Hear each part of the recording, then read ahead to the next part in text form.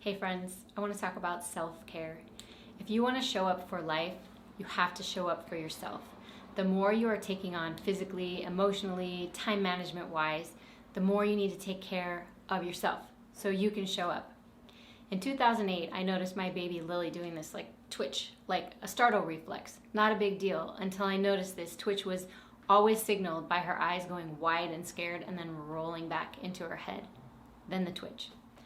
So we took her to a neurologist at NYU hospital, and the nurses stuck dozens of wires all over her little baby head to measure her brain activity, and almost immediately, Lily twitched.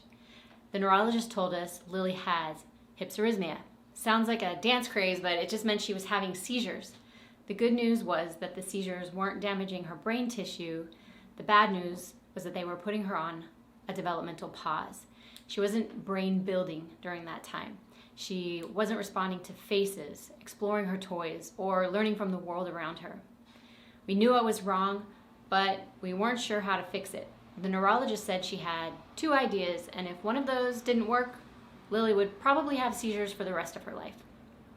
Up to this point, I had been training for a marathon for about a month. It was my first one, and I couldn't imagine how to take care of our 4 young kids who were homeschooling, our baby with seizures, run a household, and run a marathon. My mom flew in to help with the kids so that Eric and I could take turns at the hospital. And when Eric showed up at the hospital to trade out with me, I said, something's got to give. I'm going to drop out of the marathon.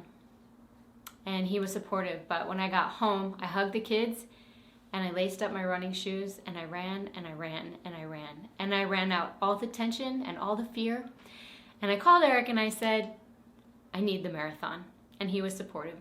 So a couple of days later, we brought Lily home with medicine attempt number 1. I learned to give my infant shots, and the medicine made her really heavy and sluggish. And we all know how adorable chubby babies are. Lily wasn't just a chubby baby. She was a steroid baby. She stopped making eye contact. She slumped her head to one side, just stared off into space and kind of checked out from life. And I kept running every morning.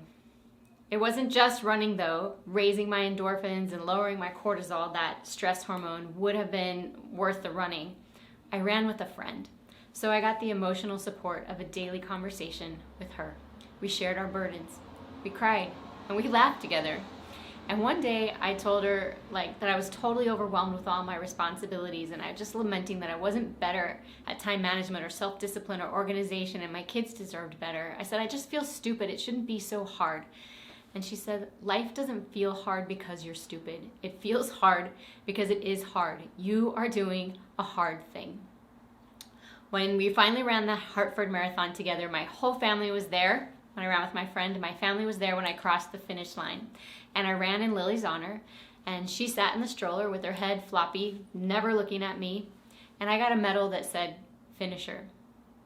Look, only you know whether or not there's some truth here for you.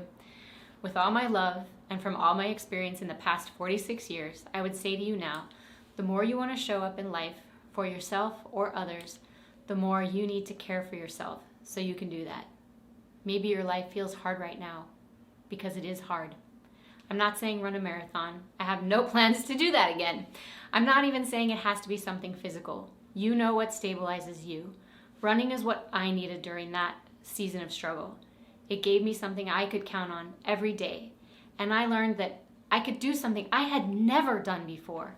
I saw my capacity transform just by pushing myself a little more each day. What else could I do? We switched Lily's medication after the marathon, and within a couple of months, the seizures were completely behind us. But what I've learned is that there's always something popping up to surprise us or stress us out. That is life. If you want to show up for life, show up for yourself. Take care.